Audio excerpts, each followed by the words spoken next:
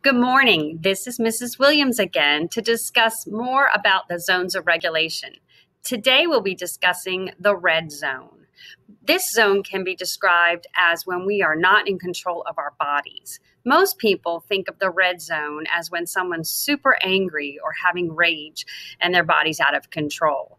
But the red zone can also be when someone is so scared that they're panicked or terrified and their body feeling that they are out of control also.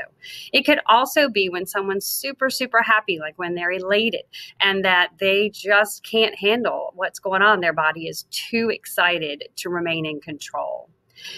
When you think of the red zone, I want you to think of a red light or a stop sign, because that sign is going to tell us that when we are in the red zone and feeling out of control, then we need to stop and help ourselves to regain control or get someone to help us when we are feeling out of control. The video you're about to watch is going to show you some strategies of what to do when you are in the red zone. So please watch this and then we will discuss it afterwards. Have you ever gotten so mad with someone that you ended up doing something that you really regretted afterwards? I've done that so many times, I can't even count them. When we lose our temper, we lose some control of our minds and bodies at that moment. That's just what anger can do to us.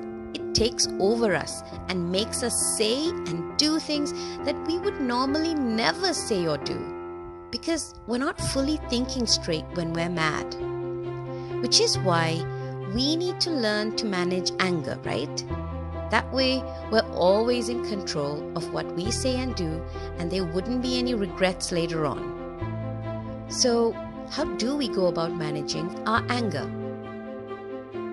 Well, whenever I get mad, I like to practice what I call the ABCDE steps.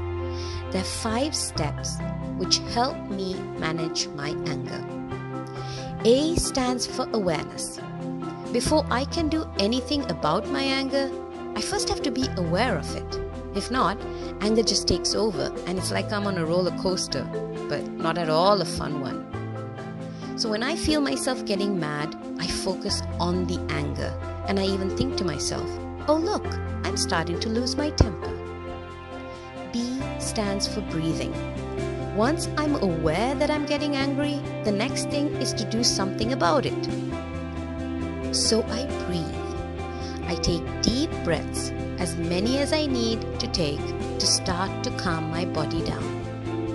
In fact, deep breathing is not only good for when you're feeling mad, but also when you're feeling sad or nervous.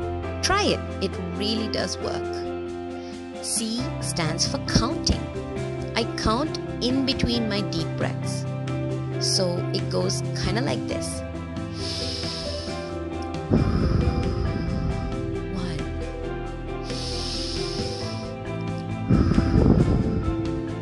2. You get the idea. D stands for distance. If I've done it right, by the time I've done steps A, B, and C, I've calmed down enough to not need it. But if I'm still feeling out of sorts, I'll put some distance between myself and the person that made me mad. Usually, I'll go for a walk outside. And E stands for express. No, not the express train, but expressing myself.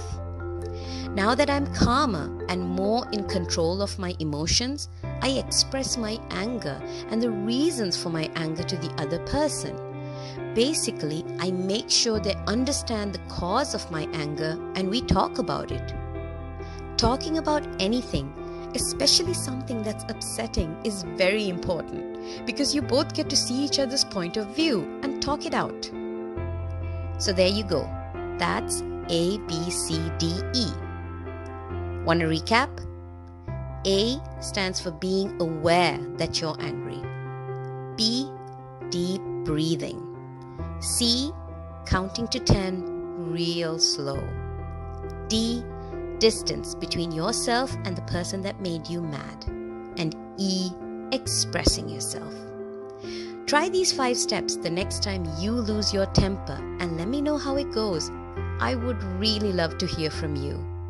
You can leave me a comment in the comment section below or write me an email to mayoni@jammyspree.com. Share this video with anyone you think might benefit from it, and as always, please don't forget to like and subscribe.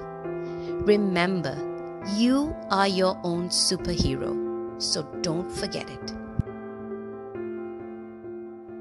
As that video showed, there are some simple steps we can take when we are feeling like we are in the red zone.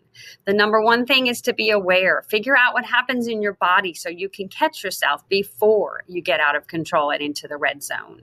Then try the strategies of breathing and counting to see if you can get yourself back in control.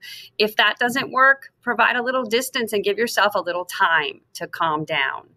Then afterwards, go and talk to someone that you feel is important to you and will listen to you. You can come talk to your teacher or to a family member. And then remember, you can always come to me as your school counselor so we can talk about what's going on and figure out strategies that will work for you. I hope you will try these strategies and then continue in your class to discuss the zones of regulation so that tomorrow we can tie all the zones together and do some activities in your class to discuss those and learn more about them. Have a great day.